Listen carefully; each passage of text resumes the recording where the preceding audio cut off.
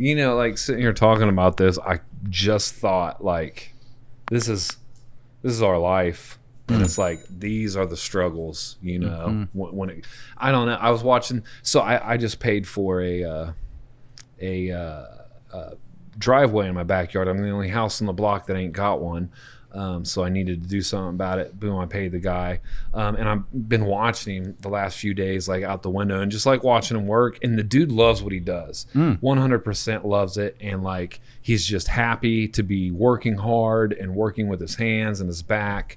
And that's totally cool. I did a little bit of that before becoming a tattoo artist. But I don't know, just, me and you've had conversations like this, Matt, where I'll like let something take me out, or I'll start to get burnt out with dealing with clients, or, because if the world would just do what the fuck I wanted it to, everything would be fine. Yeah. That's all I'm asking for, is just that. Right. And unfortunately it doesn't work that way. And you would tell me like, dude, this is our problems. Like, right.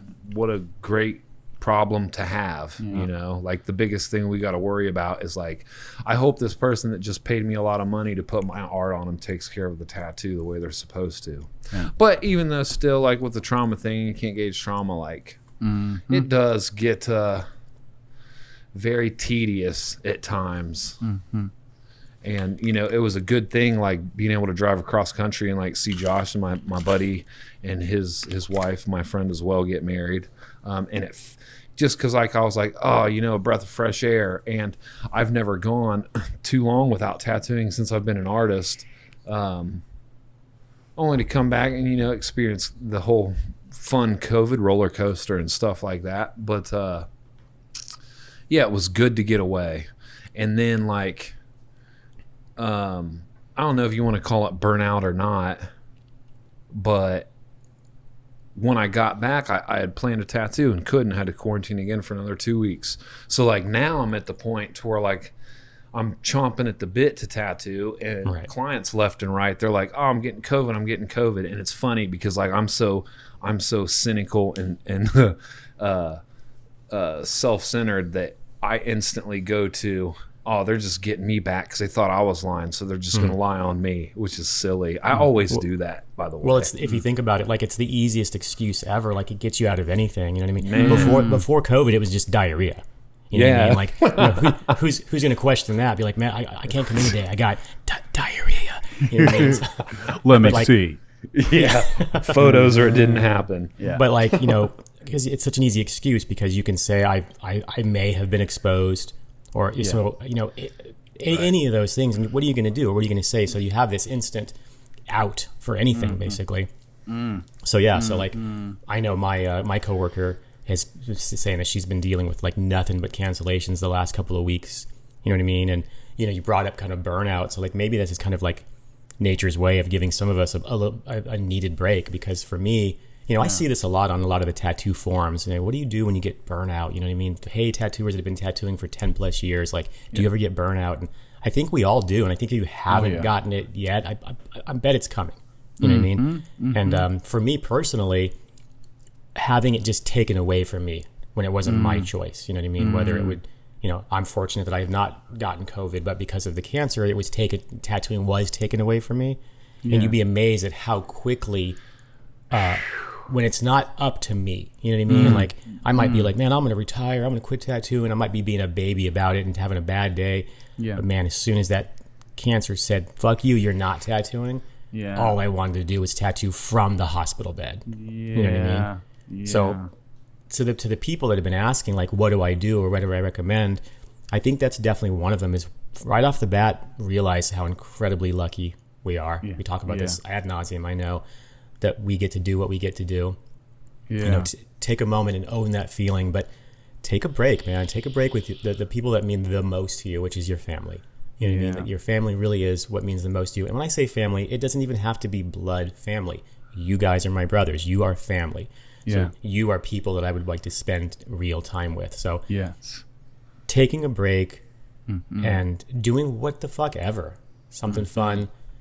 Don't force yourself not to talk about work, but let it come up organically. But take a real break and experience what it's like to not be working. Because at a time you were passionate about tattooing. Hip, we talk about this a lot. You were a lot like me, where it was just, it's everything, right? You'll spend hours watching over somebody's shoulder just to get a little bit of knowledge.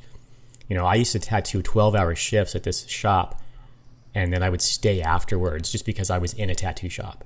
And it was so amazing to me to just be a part of the tattoo shop.